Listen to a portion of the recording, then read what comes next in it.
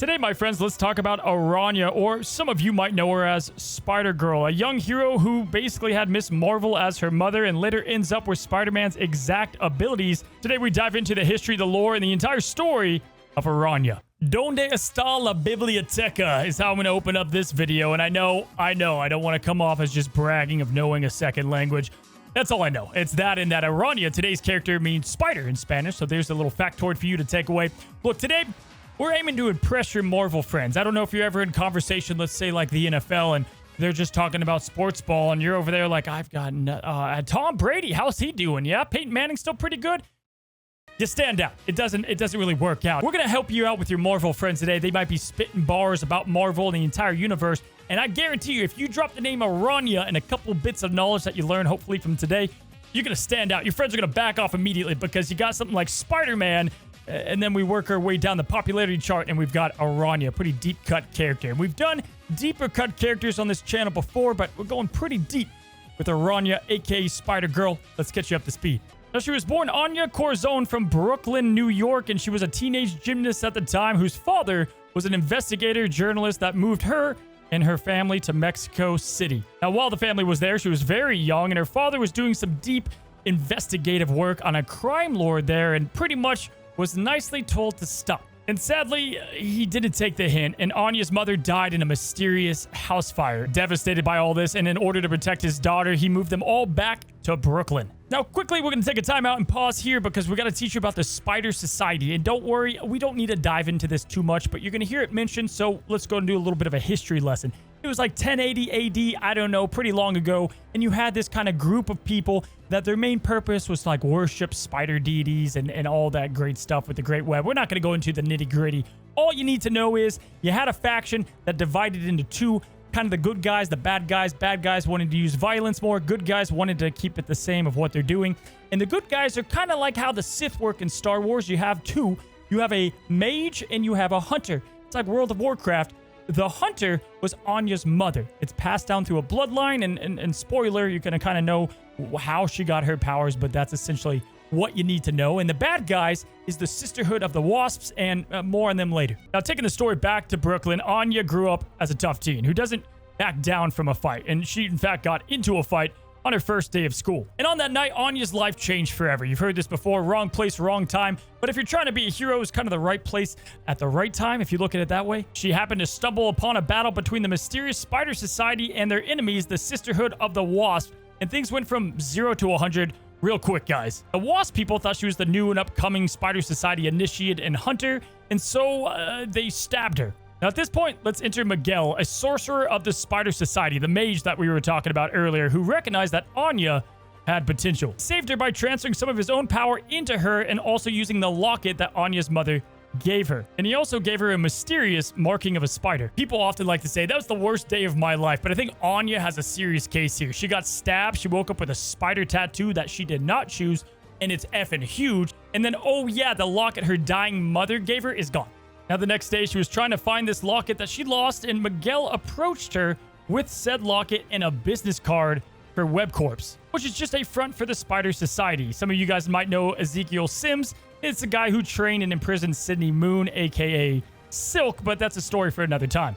Now, through all this, Miguel's boss wasn't exactly thrilled with who they picked, and these powers haven't even activated yet of the hunter. So at that point, Miguel explains who the Spider Society was, who the Sister of the Wasp were to Anya, and they're trying to figure out how to activate the hunter in her. And they came up with a great idea of putting her in the wilderness, alone, pretty much out there to die. Later that night, she was thirsty, she was exhausted, she was isolated, and she was surrounded by coyotes, pretty much a near-death experience. And she was then met by a spirit of her mother, who then activated her powers. It is at this point that this insane armor grew from her tattoo, and it completely covered her and allowed her to escape from wild animals. And this was all Miguel kind of needed to know that she wasn't a true hunter, and he didn't know what the hell he was looking at. So, superhero checklist. We got tragic backstory, check, right? We've got the powers activating in a crazy event, check. Now we need the name, and we need the costume, right? And as the great Kelly Kapoor would say from The Office, fashion show at lunch. Fashion show, fashion show, fashion show at lunch. Now, a fun little like pop culture Easter egg segment they did here that I love is as she's trying out all the costumes, you have things like the infamous yellow from Kill Bill. You've got Magneto's helmet, freaking Wonder Woman, which I don't know how they got away with that. And then she eventually lands on her costume. And then her name, Araña, was her mother's middle name, and that's kind of her hero identity at this point. So let's quickly talk about the powers to this new superhero, right? Anya possesses superhuman strength, and she has endurance and speed. But on top of that, she has her carapace armor, which is this exoskeleton to block different attacks, even if she's not aware of it. And she can contort this to give her coverage. It's like a super crazy durable armor. Now, more on her powers later, but you combine that with the hunter spirit, which is what was given to her from the mage. This gives Araña like crazy fighter, just OP abilities, just very good in hand-to-hand combat. And she was also trained in martial arts, and so very good with, you know, just beating the hell out of people with her hands. Top that all off with her being a skilled mechanic, and she designed a spider bola kind of weapon that she could swing and trip people and use this for like kind of binding. This was her webs before she got a web. Now, over the course of the next while, Anya faced off against the Sisterhood of the Wasp multiple times, and eventually Anya interrogates a man from the Sisterhood, and he reveals that they have a recruit, a new 15-year-old boy that is a descendant of the Egyptian assassins, and this boy is supposed to be insanely powerful and OP. So she quickly meets him, he meets her, and she realizes, wait a second, this is the foreign exchange student that's been going to my school, which is pretty much the plot line always if there's a foreign exchange student in like CW shows. You know what I'm talking about. And Amun here, she was worried that would recognize her, and he saw this giant spider tattoo, kind of a giveaway. Also, don't know why any of her friends didn't question this new tattoo.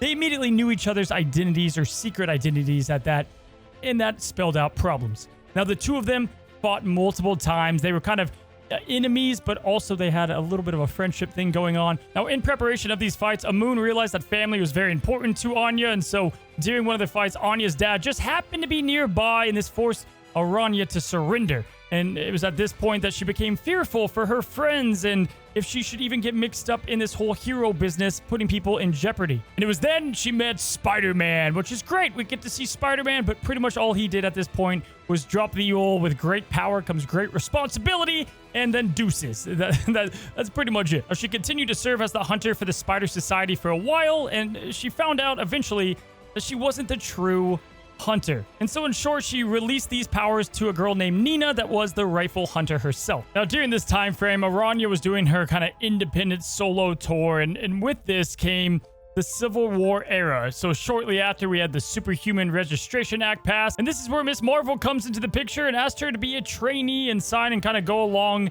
that side of the hero work. Now, learning under Miss Marvel, they were together doing some missions, and one of the missions led to Julia Carpenter being taken from her daughter and essentially arrested, which did not settle well for Araña. Hit very close to home, separating a mother from a daughter, and she kind of questioned if she even joined the right side. She does a couple stints of leaving and coming back, but essentially Miss Marvel and her were just doing a bunch of missions together, and she became Miss Marvel's prodigy. But her apprenticeship was cut short after Doomsday Man peeled off her carapace armor, and it completely devastated her, took a lot of her power, and hospitalized her completely. And remember, Araña is very young, so the father's involved at this point and is aware of her dual identity, and does what any dad would do during this point, and puts a restraining order against Miss Marvel from coming close to his daughter. And like most rebellious daughters, that was completely ignored, and they continued to do missions together. Now, I am cutting out some of the fluff, but we're going to fast forward a bit into our story where Anya was brought into focus as one of the spider-themed heroes hunted down by the Kravenoffs to resurrect Kraven the Hunter. And what's cool about all this is if you saw my Who is Madam Web video, this all ties together. Remember the moment Madam Web passed her powers to Julia Carpenter. Well, Julia Carpenter was Spider-Girl. And at this point, she then gave her costume and the role and identity of Spider-Girl to Anya, or thus Araña ceased. And from this point on, she was known as Spider-Girl. Now, with Spider-Girl, guys, a lot of story here. There's a lot of different adventures that she went on. She faced trial and tribulation. But what you need to know in short is essentially she teamed up with the best of them: Hulk, Iron Man, Black Widow, Spider-Woman. She trained with these. She lost her father in a tragic poisoning where Red Hulk was involved. Crazy backstory there.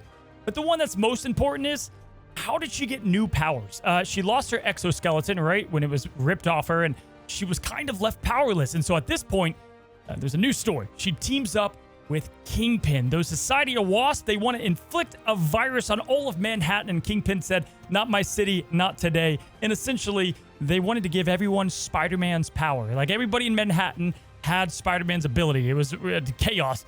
Obviously, this was cleaned up. This was all cured up. But Araña, aka Spider-Girl, kept her power. She was able to keep Spider-Man's powers, and now she has everything the same: the superhuman strength, the speed, everything Spider-Man has, the webbing, and that's what we have now. And we pick up today with Anya, Spider-Girl's journey, and took a dramatic turn during a Spider-Verse event where she joined the multiversal Spider Army to combat the Inheritors. And that's a crazy storyline that involves Gwen Stacy's Ghost Spider and Anya playing a crucial role in protecting Cindy Moon, Silk, in the final stand against the Inheritors. Which takes us to a bit where we are today. She's joined the Web Warriors, and she's tasked with defending the web of life and destiny across the multiverse. Pretty big job for such a young girl with a crazy past. From Brooklyn gymnast to multiverse protector, she's gone on quite the character arc from being that young girl that we kind of first met. And her story is a little bit all over the place. They have a lot to do with this character, and I think they're excited to work with Spider-Girl more. And definitely as things continue to evolve in storylines, we'll cover that on a later date. But hopefully you guys at least got the gist of who Anya is, who's Araña, and now who is Spider-Girl. If you guys enjoyed today's video, let me know by, well, commenting down below, liking the video, and subscribing if you want more content just like this. The next video that will be out is Jeff the Baby Land Shark, due to popular demand, so you can look out for that. Check out the other videos. It'll explain a lot with what happened today, and until the next one, have a good one.